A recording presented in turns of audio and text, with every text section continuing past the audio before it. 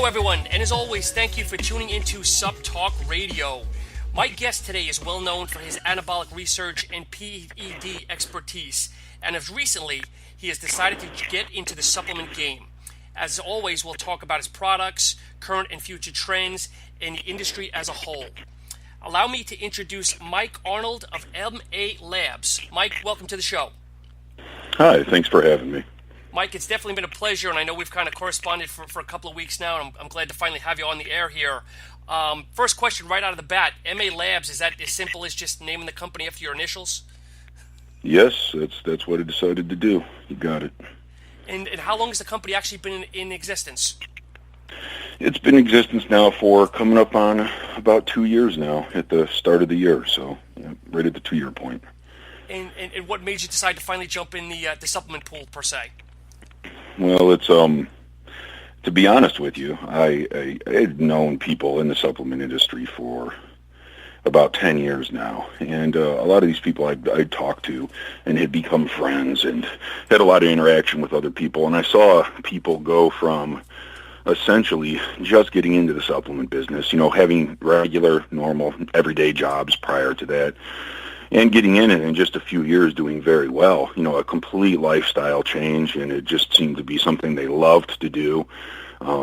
Their financial situation improved greatly, and I said, you know what, this is, supplements are something I've always been interested in, and I had often been approached by several other supplement companies asking for ideas with formulation, and I'd help people quite a bit, so I said, rather than, continuing to lend my talents to only other people and watching them grow their companies into multi-million-dollar companies, I said, I'm going to try to do this myself. It had been something I, threw around in my head, 5-10 years ago, but I didn't really seriously consider it. But once I saw some buddies go ahead and do it and do quite well, I said, you know what, I'm going to go do this. And here we are 2 years later, and obviously you've got a good amount of products and hopefully making a nice return on investment. Yeah, things have been very good for me, and going into the future, it looks like it's just going to keep expanding here. Now, Mike, the first thing I want to kind of give you kudos for is all your products are transparent labels. That's one of my biggest issues right now. I would love the FDA to make a mandate that all products be transparent labeled and no prop blends. But shoot straight between the eyes here. What made you decide to do all open labels and not fear that someone might rip off your formula? Well, because everybody hates prop blends. I mean, I hate prop blends. Only 99% of the time, the only reason for doing a prop blend is to hide underdosed ingredients in your formula. So, I mean, there's very small amount of cases is a prop blend actually used to hide a secretive formula that they don't want somebody else to know about. I mean, if you've got the ingredients on there, they already know what's in your product. There's in few cases is there specific combinations of ingredients that have to be a certain way to elicit a very particular effect that's way outside the norm. So yeah, it's normally just used to, I don't want to maybe rip people off isn't the right word, but just give somebody an underdose product is definitely the main reason for it. Because that's always the excuse that I get, especially with the newer companies, is they do the prop blend because they're afraid that someone's going to steal their secret sauce. But my whole thing is, if someone wanted your product, to learn your product that bad, they could pay the $500, $1,000 to have your product analyzed and broken down. But also, exactly. as a new company, you've got no sales under your belt. Do you think the BSNs and the Cellular Cores and everybody else is going to really look at you and want to go after your formula right off the bat? Right. I mean, you could easily find out what somebody's formula is, first of all. And I think the reason a lot of these bigger companies, a lot of the bigger companies we've had that have been in existence for a while now, they've been successful for some time. And as I'm sure you know, this transition to with more and more companies doing away with prop blends and saying, hey, let's just be transparent, is a fairly new phenomenon. I mean, it's increased drastically within just the last couple of years alone with more companies doing it. So a lot of these bigger companies have been around before that, when prop blends were almost everybody was using them. Yes. And they also have a lot of costs too. They're all the advertising costs involved, and sometimes the packaging costs involved, and they spend a lot of money on stuff that doesn't really have to do with the ingredients. So if they want to keep their profit margin in whatever range they want to keep it at, usually it's based on a lot of companies I've seen, it's very high for many of their products. You can't really dose a lot of the ingredients at clinical dosages or optimal dosages and still have a product that has everything in it that you want. So, and also with the audience that's being targeted has a lot to do with it. There is a significant portion of the population that doesn't even really read the label very much. They might read something of what's in it, but they're not educated on all the compounds or what the dosages are supposed to be, and they just read the articles or kind of hang on to the hype, and they buy products based on how it looks, what other people are saying, and stuff like that. So once a company's already very successful, they can usually keep getting away with using prop blends. But for a smaller company, in my eyes, it kind of seems like company suicide. Well, to me, it's actually I think it's a great sell for a company as well. That again, full disclosure, you know what the hell you're getting and how much of it. Right. Right, absolutely. To be able to use that and say, hey, here's exactly what's in here. If people know, for the companies that want to make a good product and they're endeavoring to make a product that has more ingredients at higher dosages, and they could come right out and say, here you go, make the comparison to company ABC, or however they want to do it. It is a great sales tool because you can come right out and show people why a product is superior to the competition. Yes. So Mike, to be transparent, the one thing that really attracted me to you is I'm on Anabolic Minds. I know you are as well, and your MA pump formula really caught my mind because it's I also want to talk about it here in a minute. But the first thing is it's well dosed. I mean, you've got really high dosages, well clinical dosages, and I got to ask. I look at the serving scoop of 33, almost 33 and a half grams. Does this thing look like a tub of protein when people buy it? Yeah, it's not quite, but almost. It's a one something pounds. I don't remember exactly how big it is, but yeah, it's pretty big compared to the normal pre-workout product. That's a tiny little container. Yeah, it's fairly large. So now with this, you've got 8 grams of citrulline. You've got 1,000 milligrams of I always kill this word, nitrosigine. I don't say that properly. Yeah, nitrosigine. A lot of times with these ingredients, we don't really hear them being enunciated, so it's easy to get get it wrong when trying to pronounce it. But that sounds close enough to me. Nitrosigine, something like that. Arginine seems to be getting a little bit of a bad rap lately because there seems to be, I don't know how many studies, but there seems to be some studies that people are saying arginine is not doing what it should be from an GH standpoint. It's not doing what it's doing from a pump standpoint. Obviously, by you putting it in there, I'm assuming you disagree. Or have you seen some of these studies that people are touting? Yeah, with nitrosigine, it's I think we should also differentiate between just like regular arginine and arginine that's been modified. For instance, there's all kinds of arginine molecules out there. For the most part, I don't think arginine works by itself, at least.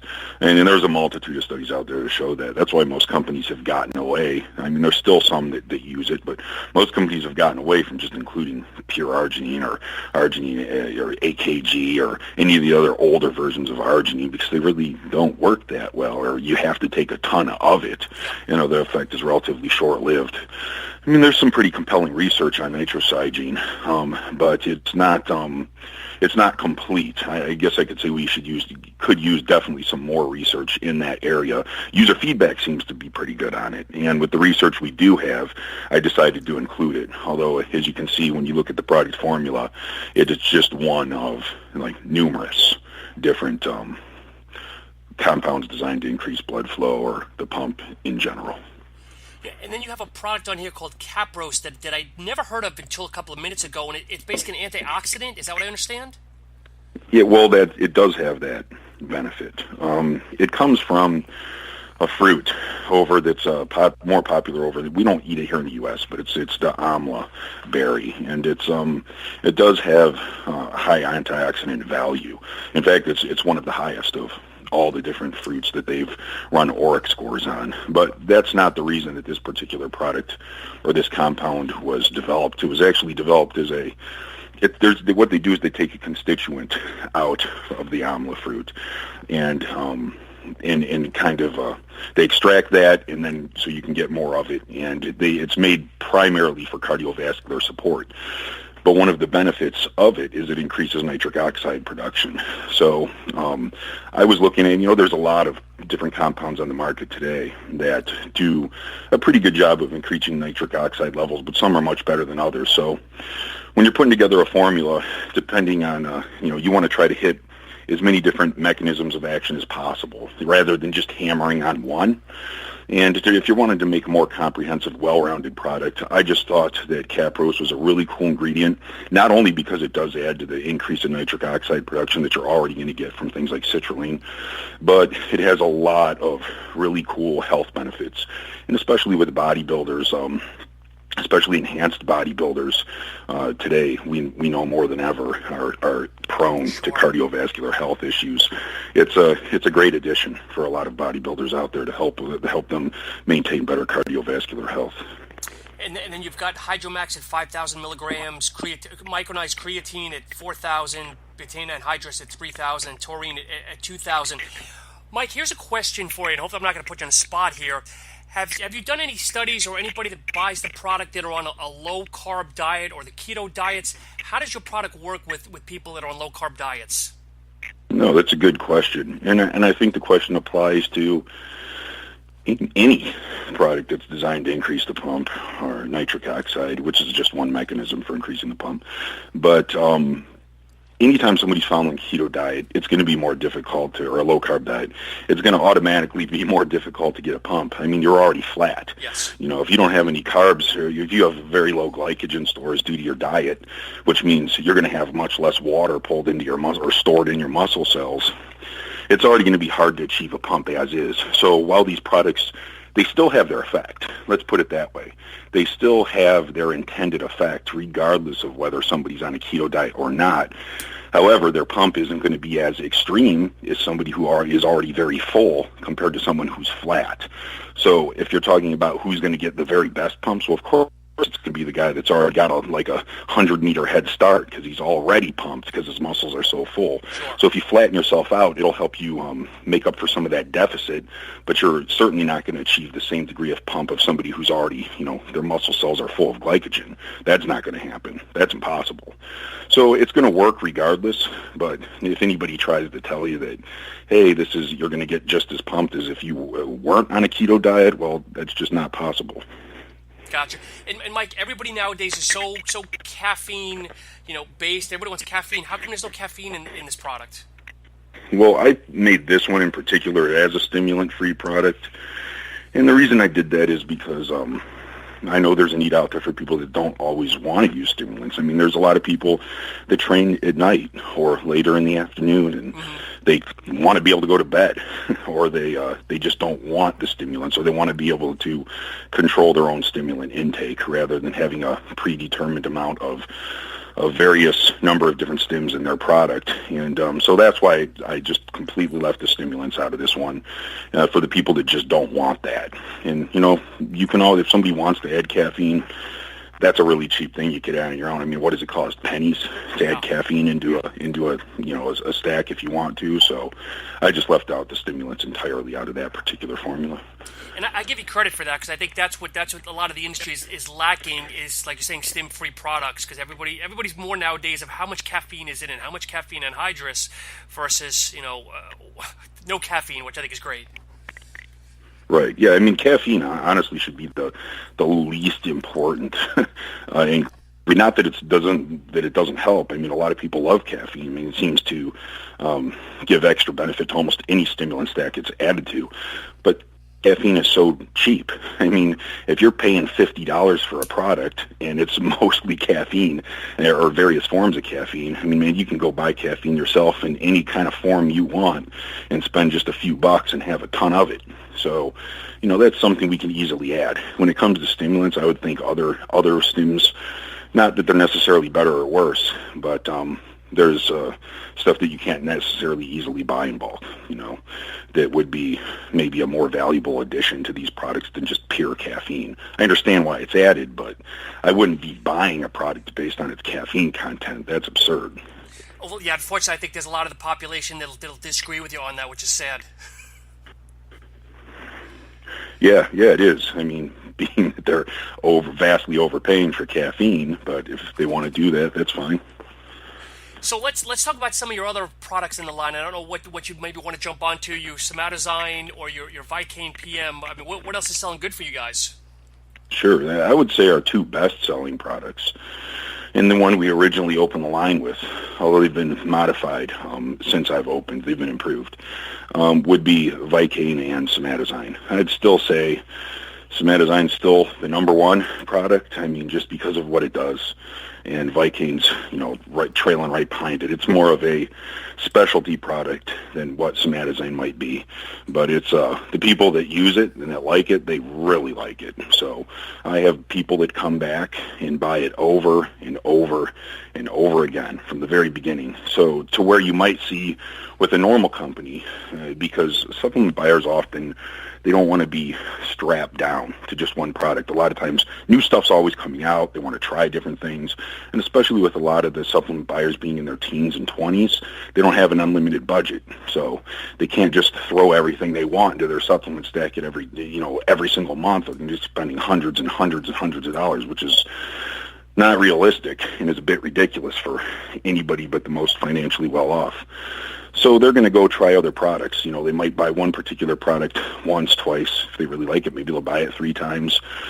If they're financially better off, maybe they'll include it regularly in their regimen. But for the most part, most products that people buy, they're not buying them continuously, month after month, year after year. But the people that buy things like Vicane, our repeat customers, like I just looked at this a few months ago, so it's probably still about the same, but the average customer that's bought Vicane has purchased it 10 times. Really? Last time I looked, yes. So that's very, very good.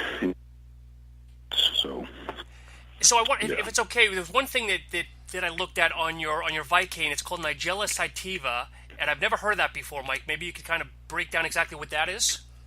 Yeah, sure. Well, the Nigella sativa, that's actually in the Vicane PM. So I should specify that we do have 2 different versions of Vicane. So there's the original Vicane, which is just called Vicane. Then we have a different version, which is called Vicane PM, which essentially is like Vicane, but without any of the stimulants added to it. So if somebody wanted to use it at night, for example. So in the Vicane PM, there's Nigella sativa. Well, that's added for 2 primary reasons, and it really fit very well in this particular product because, for one, it increased the product's ability to reduce pain because it acts as an anti-inflammatory. So that was an additional benefit that I thought, oh, cool. But the real reason that I had added Nigella sativa in there is because I don't want a product like Vicane PM to be abused. So if certain ingredients, particularly tyneptine, if you take it too much, too often, it can be addictive. It can be physically addictive. So Nigella sativa, the research that's out on it, in humans, not in animals, which is a big plus, shows that it helps prevent that significantly. So that was one of the main reasons that I added that in there. So just kind of as a safety measure for customers that might be prone to possibly abusing it. And that's also why I put, very specific dosing instructions on there. You'll see it's listed either as 3 or 4 times a week, max usage. Well, in truth, we've seen now it's been out for a few years. We've seen people use it pretty much every day for month after month after month. And I still don't recommend it, but we've seen people use it every day for several months straight and just stop and be completely fine. But the real danger comes if people start using it multiple times a day, every single day. But obviously the product isn't intended to be used in that way, and I don't want to overemphasize that aspect of it. But I did need to touch on it because that was the reason the Nigella sativa was originally added to the product. So that pretty much answers your question. And Mike, you've got a serving size of 1 to 3 capsules. Do you base that on kind of a tolerance or an overall weight scale, or how does one recommend? Yeah, it's not really a weight scale. I guess it just depends on what type of effects the person's looking for. And I mean, there is different. Not everybody responds exactly the same. Some people are more sensitive, just like some people are more sensitive to caffeine and can only tolerate smaller amounts, or they need a larger amount. Even when tolerance doesn't come into play, sometimes people are just more sensitive to it, depending on how they metabolize it. It's the same way with things like tineptine. So some people just either don't require as much, or they don't want as powerful of an effect. Vicane or Vicane PM, they're already dosed very high in that particular ingredient, even in a single cap. So that's why I put a range in there between 1 and 3 caps, to give people an idea of kind of like, here's probably the maximum dosage that anybody would want to use, particularly without any type of a tolerance to the product. And here's kind of on the lower end where you're going to start experiencing the effects that are being promoted in 1 cap. So what would you, in your opinion, recommend if someone starts at 1 cap, wait 3 days, 2 days, and if nothing, go to the second cap? Or what would you suggest? Yeah, generally, if people are going to use it and they're kind of unsure about where to start, 2 caps is generally where I'd recommend most people kind of kick off at and see how it goes. And then from there, you could tell yourself, okay, well, I want to intensify those effects, or I want to reduce them. And then you can just either add a cap or take away a cap. So it's pretty easy in terms of figuring out what dosage works best for you. But 2 caps seems to be where it's at. I would say this, based on what I've heard over the last few years, about 75 to 85% of people are in the 2 cap range for either product. Maybe around 10% are in the 1 cap range, and the other remaining percentage are in the 3 cap range. Gotcha. Question for you on your somatazine. Obviously, you have MK677 in here. Now, I know that a lot of times gets put under the SARMs classification when it isn't. But is this Right on the list in that bill that's supposedly circling around where SARMs might be banned in another year or two? Yeah, well, the last time I read the law that's being put forth, no, it's not included. I mean, I read it I read it through a few times and looked at every specific compound. So unless it was just recently added and nobody said anything about it, no, it's not on there. So things like MK, GW, SR9009, they're all going to be safe. But the SARMs, yeah, they're pretty much gone. So hopefully MK will stick around for several more years at least. I just think it's such a great product for so many people that it would really be a shame to see it, go the way of UGL, only. Yep. And I know with many people that use the MK, one of the side effects, good or bad or different, is they always talk about sometimes joints swelling up or water retention. Is that almost common with your product or MK in general, or is it just something maybe the Yeah, well, yeah, I get you. Well, with MK being it really is a very powerful growth hormone IGF-1 booster. I mean, it just blows away anything else out there on the market. The only thing that can even come close or surpass it would be actual growth hormone. Mm-hmm. And then, you're still having to inject, at least 4 or 5 IUs or more to get even to get an equal effect, you're going to have to usually use, especially with somatazine with the extra ingredients. For most people, it's given an IGF-1 increase anywhere between 3 and 5 IU of GH. This is real injectable GH. That's very impressive because a 3 to 5 IU dose is not insignificant by any means. So there are no other products on the market that come anywhere close to doing something like that. And I just got way off track and lead me again back to your question. What was your original question? I'll get right to it now. No, just obviously the side effects of some people saying joint issues. So being that it is a powerful growth hormone promoting product, as a lot of people will know, regular growth hormone products in general, like actual injectable growth hormone, often causes water retention. It's a common side effect of increased growth hormone levels. And with MK being such a powerful growth hormone, IGF-1 increaser, water retention is kind of par for the course. However, it does vary from person to person, and a lot of this water retention dissipates after 3 to 4 weeks. However, rather than looking at water retention, that usually has a negative connotation attached to it, the term water retention.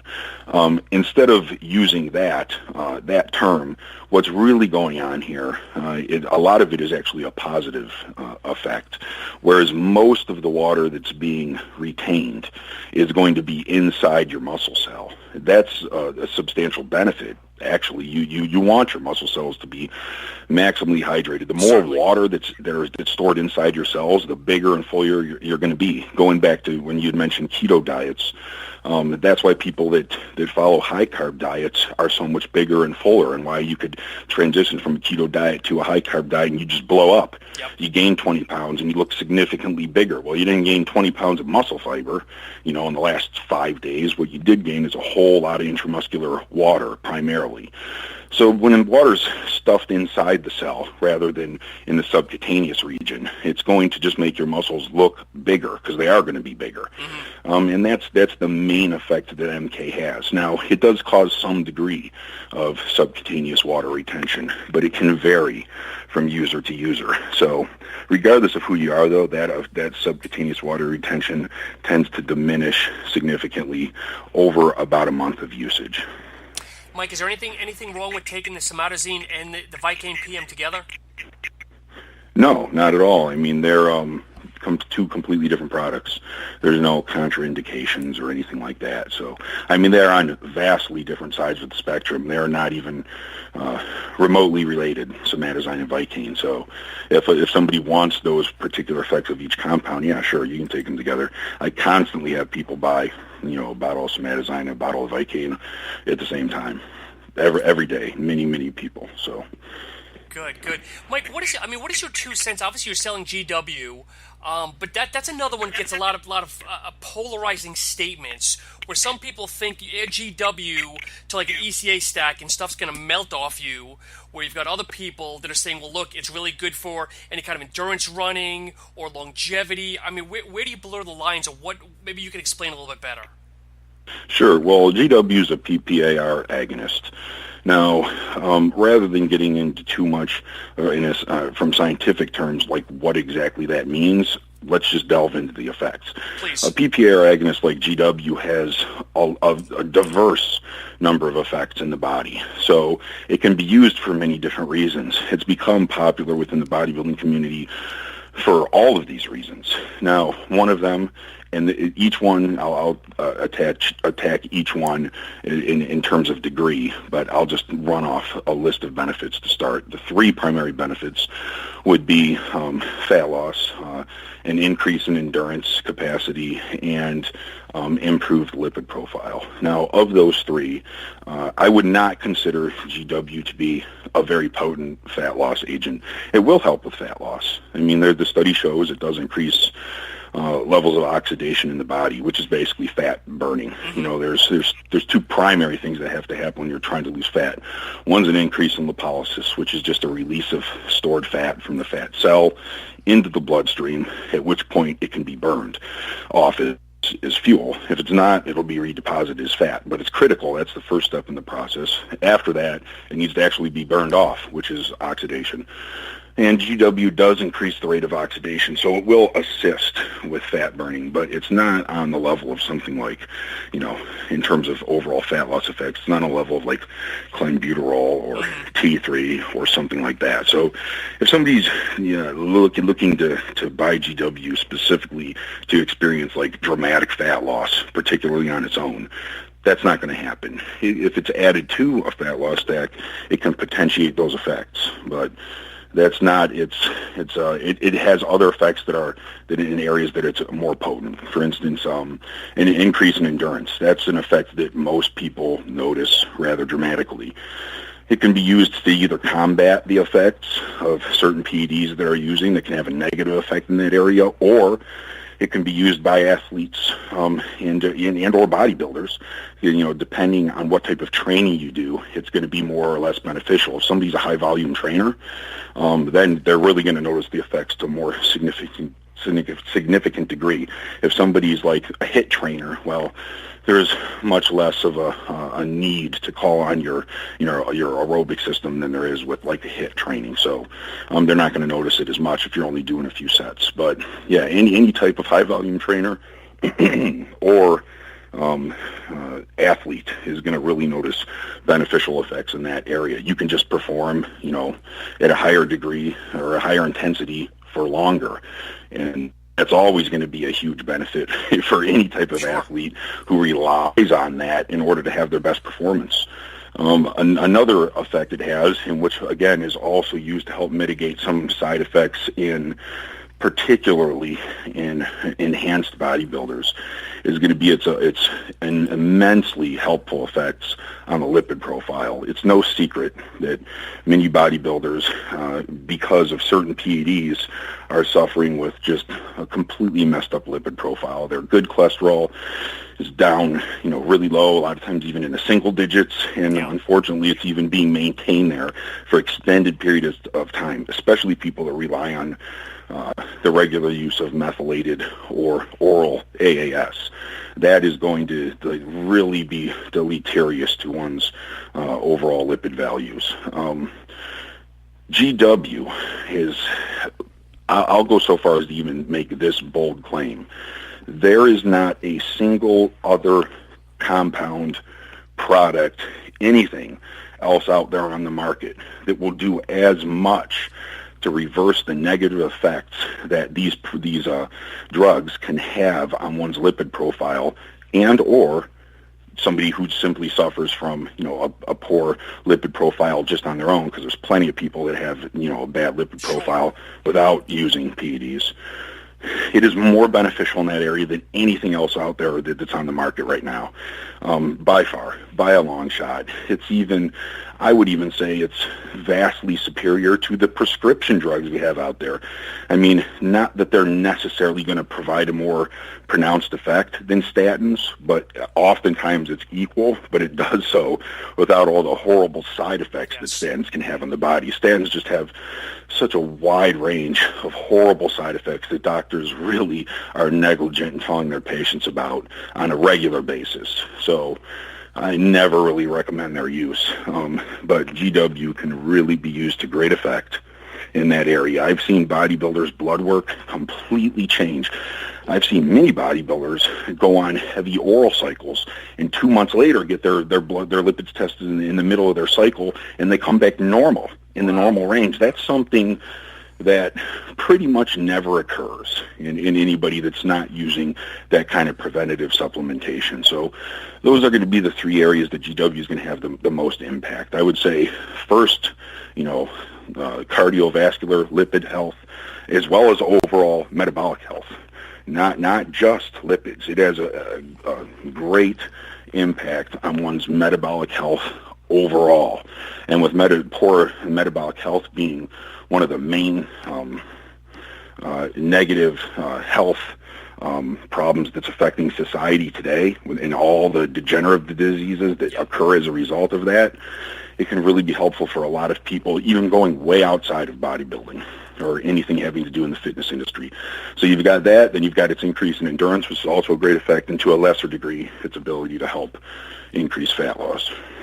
And Mike, what about the naysayers? Obviously, you have GW, and going back to the MK677, the naysayers that saying that liquid is better than capsule. You got the people that say capsule is better than liquid. Anything you can dispel? Yeah, it makes no difference. I think where this originated, this argument, was from sellers of research chems who have liquids, who saw competition in people, because caps are easier. You know what I mean? They're easier to take, and they don't taste like dog shit. I mean, most research chems taste horrible, and I have a research company, with a lot of different products, but they don't taste good. Nobody's taste good. So, and they're just less convenient. Caps are much more convenient. So I've seen some people and seen the people that promoted this message, owners of certain research companies, they're just trying to sway people away from the use of caps towards liquids, but it does not matter. It's highly orally bioavailable, MK, GW, it doesn't matter. Whether it's in a liquid base or whether it's in a capsule makes absolutely zero difference. There's zero evidence to show that one method of administration has any, kind of a different impact on absorption than the other. So the people that they're putting that info out there are either one, misinformed, or two, completely full of shit and are trying to lead people astray. I love it. And that's kind of what I gathered is, of course, they want to say their product is better, and so people buy their product. Last question, Mike. Obviously, you got one more here, Insuligen, that's coming soon. Is there anything you can share with us on that, or is that kind of still behind the scenes? Yeah, I'm not going to really get into too much into the ingredient profile on it, but I will say this. When it comes to the product, the Insuligen, well, what is it? All right, well, the class of supplements that we have out there right now that I would say is similar is most people refer to them as GDAs, right? Okay. Glucose disposable, and it's probably the most common term used to describe these type of insulin-like products. And what do I mean by insulin-like? Well, there's three main classes here that comprise the insulin-like compounds. And you have insulin sensitizers, you have insulin mimetics, and you have insulin secretagogues. So they're kind of self-explanatory, but for those that aren't aware, the insulin sensitizers mostly just help your body use insulin more efficiently. So if you're producing a certain amount of insulin, let's just say it's 10 IU over a given period of time, what insensitizers will do is they will make your body use that 10 IU to where its effects are more like, just to randomly throw out a number for the sake of explanation, are like 12, 13, 14, or 15 IU. So it will help, it basically just makes insulin work better. That's probably the simplest way to put it. It makes insulin that is already present work better. Then you have the insulin mimetics, which have, they can mimic insulin in one or more ways. So usually they're never are they completely mimicking insulin, because then you would have insulin, but they'll mimic one aspect or another. So, and there's a various number of insulin mimetics.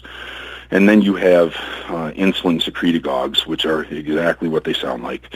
They help your own body, your own pancreas, pump out more insulin. Now, these three different classes of insulin-like compounds, they're usually not, each ingredient or each compound often has one or more of those, falls into one or more of those categories at a time. There isn't really many, if any, that I'm aware of, that function solely as like a mimetic or solely as a sensitizer or solely as a secretagogue. There's usually effects from each category like overlapping into it, though they often primarily provide the effects of one over the other. So most products on the market today, they're just a smattering of different insulin-like compounds. You might have some products that are sensitizers primarily, some that are mimetics, maybe some that function as secretagogues, and they just kind of throw them all in there without any kind of like rhyme or reason as to why they're choosing what they're choosing. And that's okay. There's nothing wrong with that. You can do it that way.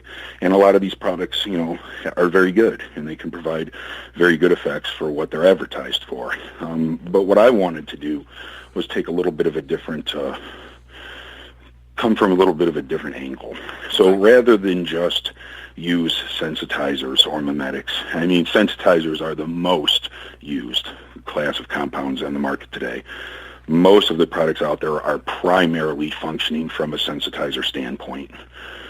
I wanted to say, okay, rather than just do that, let's look for the compounds out there that have the most powerful effects on secretagogue capacity. So I did a lot of research, and I looked at those compounds that had effects that are primarily as an insulin, that function primarily as a secretagogue, and then looked for the best compounds within that each ingredient might have a number of different, say for instance, Gymnema sylvestra. I could be pronouncing that incorrectly. But there's a lot of different Gymnema products out there, and they're not all the same. Sure. Some function much better as a secretagogue than others. Some even are 800% more effective than others. I use one particular Gymnema extract in my product that I have not seen anybody else use on the market yet, that is 1/8 of the dose of a regular Gymnema that most people use in their products. It's 800% or 8 times more powerful in terms of its insulin secretagogue activity than regular Gymnema. So just to give you an idea, I selected compounds that function primarily as secretagogues and tried to get as many of them as I could from that worked from different MOAs, and then put them together to have a product that I could genuinely call a secretagogue. Now, it's not just a secretagogue, because as I said before, a lot of these classes overlap, and that's a good thing actually, because you want some insulin sensitizing, but you don't want too much. And not that it's bad to be like extremely insulin sensitive. Actually, it's the more insulin sensitive you can become, the better. But the problem with this is, if you overload yourself on insulin sensitizers, and there's a lot of products out there, it really just started to go the way of, let's put in more and more compounds into higher and higher dosages and try to get as more powerful an insulin sensitizing effect as we can, or a GD effect as we can. And while it will do that, the downside to this is if you go too overboard, it reduces protein synthesis and will impair muscle growth. And that's because these products sensitizers primarily work through AMPK activation. And while AMPK activation is important and everybody needs it, that to happen, if you overdo it, one of the downsides of AMPK activation, whenever that occurs, it suppresses mTOR and protein synthesis in turn. So it is going to have a negative effect on your ability to grow. Now, that doesn't mean, let's completely try to minimize AMPK activation. No, that would be a big mistake. Some is good. You need it, like I said, to maintain good insulin sensitivity and overall health and a whole bunch of other things. So some is good, but too much which is what I see happening with a lot of today's products, is not a good thing. Not for bodybuilders, especially not if you're trying to grow muscle tissue. So that's why you see a lot of these products today that are GDAs. They're not really marketed as something to help with muscle growth. They're more marketed as a fat loss or maybe even a recomp agent. And normally people don't really grow on them, but they will find that they get leaner and that they're able to at least maintain their muscle mass while they're using them. If somebody's training very hard, maybe they might gain some muscle tissue, but generally it is going to be more difficult to gain muscle tissue on high doses of sensitizers that work through AMPK rather than something like a secretagogue. So one goal that I had with the creation of this product was not to overdo the AMPK activation. I wanted to have just a little bit to receive those benefits and then stop it there. So those things that I just described are going to be the primary difference between Insuligen and the other insulin-like or GDA products that you see on the market today. One very interesting thing I'd like to mention. Go ahead. No, Are you going to say something? I was going to ask. Well, I was going to ask, but I can ask anyway. I guess when would you see your deadline for this product dropping? Well, it was supposed to be a long time ago. And one lesson I've learned is stop making announcements on products until you are 100% certain this is ready to go. Because the number of problems somebody can run into are just astronomical. I ran into one problem after another, even to the point where it got to, supposedly after this product was all ready to go and all we're waiting on is the labels, you have to reformulate now. Here's the problem I ran into. It was, well, Mike, some of the compounds that you're wanting to use, they increased in price over 250% since you originally started designing this product or originally started getting price quotes on some of these compounds. And now your product is going to cost so much to make that it's not financially feasible. Like, you're going to not make any money on this. So I'm like, okay, great. Well, as it turned out, these compounds had already been ordered. I have two manufacturers that are helping me to develop this particular one. They're kind of working in unison. Well, the manufacturer that was brought into it by another manufacturer had already ordered these compounds. So when the original manufacturer, who's one of my friends and who I went to help make this, he came to me and he said, Mike, we've got all this stuff. It's already ordered, and the price of this is going to be this. But I know that's not what you agreed to, so he can't just come to me and say, well, sorry, but you're paying almost twice as much as you were originally anticipating. No, they can't do that. So basically, they're going to eat the cost, and it's really, really cool of him to do. Wow. They're going to eat the cost of this product and charge me what they were originally going to charge, which is already a substantial. It was already the most expensive GDN or insulin-like product on the market to produce. There was nothing else out there that cost more. Well, the expense now is just atrocious, but they're eating that extra cost, and they're actually, not only are they not making any money, they're losing thousands of dollars on this product because they kind of have to make it now. They can't return the compounds, and I was already quoted a price.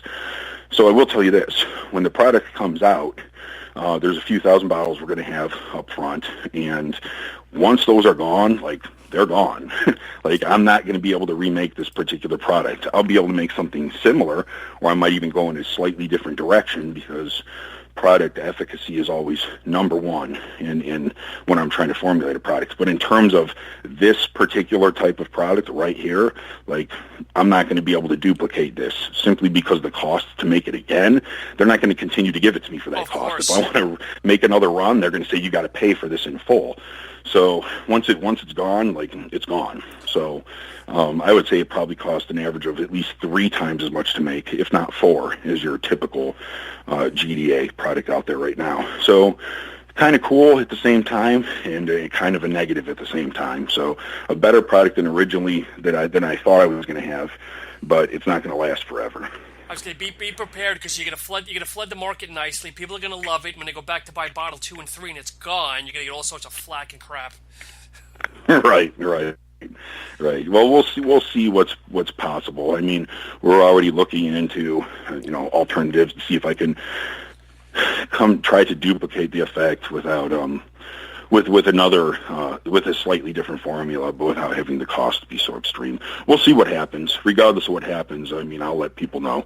I'm always very straightforward in terms of, hey, this is what the product is, this is what it does, this is what's in it, here's the scientific references, and I provide usually some pretty extensive write-ups when I release a product. So regardless of what happens, people will be well informed of what it is, how it works. Mike, you sound like a very honest and ethical person. Just do me a favor, when you drop this or any other similar products, just don't put the bottle next to a whole pizza pie like everybody does, and they lead everybody to think that that's going to wipe away all the net calories on a slice of pizza or something. Yeah. That's, but Mike, it's definitely been a great conversation. I understand that you've got some things to do this afternoon. Is there anything else that you might want to quickly, chat about as we wind down our call here? Yeah, sure. I do have some other things in the works here. Please. Actually, I'm going to be opening a completely new company. And for people that are familiar with MA Labs, or maybe will visit the website after hearing your podcast, MA Labs is a very gray area company. The products are it's not something that we'll probably be able to sell forever. Let me just put it that way. A lot of them. Some of them, yes. The majority of them, no. Now, hopefully I can continue selling them as long as possible, but MA Labs kind of stands on its own in terms of gray area products, and it's kind of the direction that I went with this. That's one of the reasons they sell very well, but I'm limited if I want to stay in that category into what I can produce. So, for instance, with MA Labs, and I'll tell your listeners right now, we can't take credit cards. We absolutely cannot. That's something most customers are accustomed to being able to do, especially with a supplement company. They'll be like, you can't take credit cards. Why not? And they might think something negative, or they get worried about it. Well, the reason is quite simple: is there are no credit card companies that are going to approve a credit card for somebody that's selling encapsulated MK677. Sure. It's not going to happen. Or any of the other most of the other compounds they have in Vicane or Vicane PM or GW. So more than half my line, or about half the line, is never going to be able to get approved for credit cards. So who I work with is a company called, it's an e-check company, but they're called Green Money, and they're the biggest, the oldest, and the most respectable or reliable e-check company in the United States. And instead of being like a backyard e-check provider, they're an actual bank.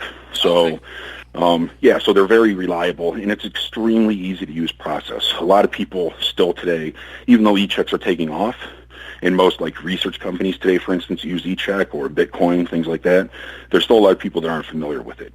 So I'll let your listeners know this. E-checks are just like using a regular check. You don't have to sign up for anything. You don't have to learn anything. You don't have to like download anything on your computer or anything like that.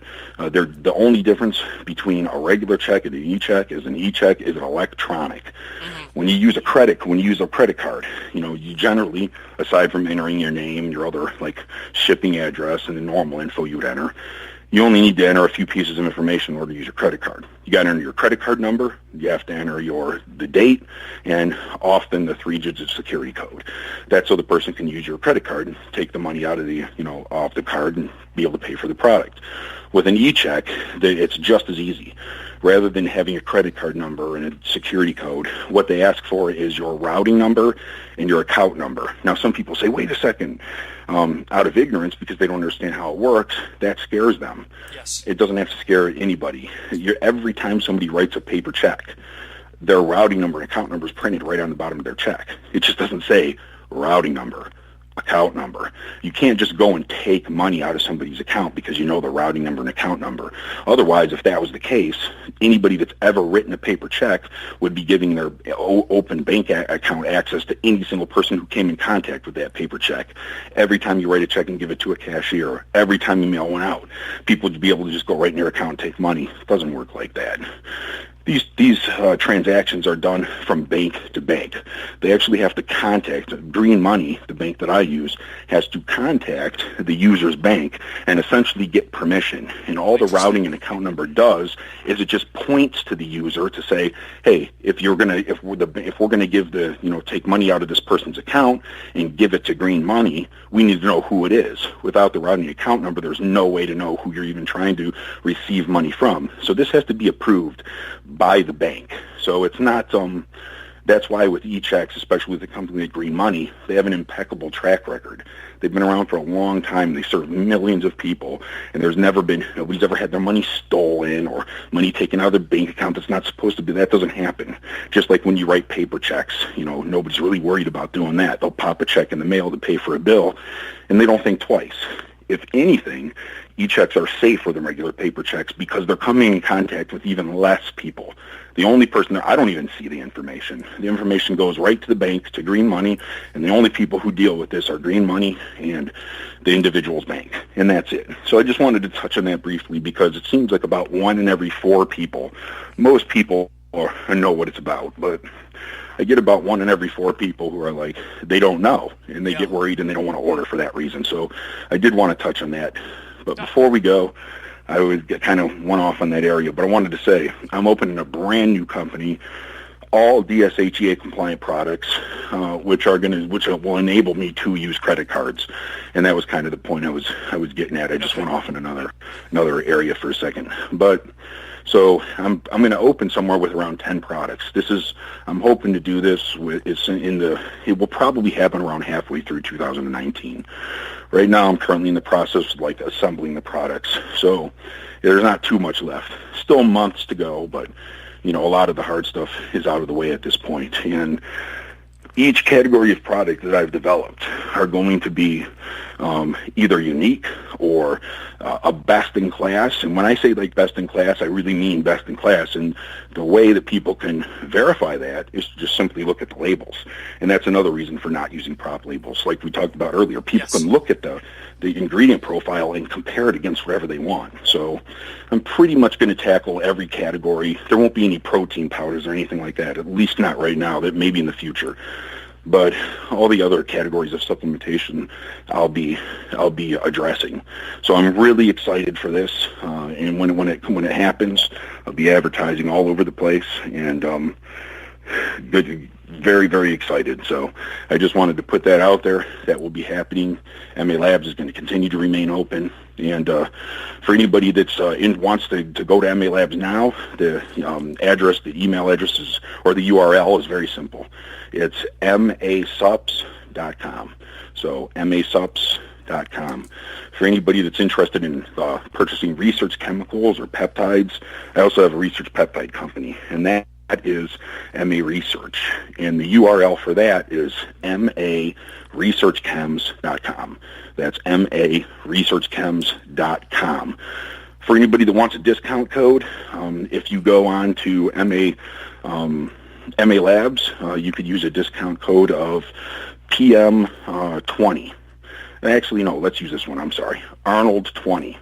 Arnold 20, and you can get 20% off on anything you want from MA Labs. And if you want something from MA Research and you want 15% is the standard discount that I'll give to people with a discount, and that would be PM15. You can use that, or AM15, either one. PM15 or AM15, you get 15% off anything there. Excellent. And Mike, any social? I don't know if are you active on social media at all? Any of those areas you want to plug? You know what? I really should be. I'm one of those people that, even though I'm not too old yet, I'm starting to get there, and I kind of miss the social media wave. I'm about 10 years past it. Plenty of guys that are 42 are all over it, but I really need to get into it. But yeah, pretty much. I mean, I have a Facebook page, but I never update it. Sure. Never put anything on. I'm not on Instagram or Twitter. This is all going to change. I'm actually getting with some people who are, for me, it's like kindergarten level. It's like, okay, how do I even start doing this? So rather than me, getting on this like huge learning curve, I'm going to be bringing some people on board. They're going to help me tackle this aspect of basically free advertising, which is so critical today to spreading the word in terms of like supplement companies or anything like that. So for right now, no, I don't. Okay. To my fault, but that will be changing in the near future. Perfect. Well, Mike, I really do appreciate your time this afternoon. It's been very informative. You guys have some great products. Once again, the products that we're talking about today, folks, is masupps.com. You can see all the ingredients, all the products that Mike and I spoke about today. As always, Mike, continued success. So I guess we'll keep dialoguing via Anabolic Minds and email and everything else. But again, have a great rest of the day. Yeah, thank you very much. I had a great time coming on, and you enjoy yourself. I'll talk to you later. Thanks, Mike.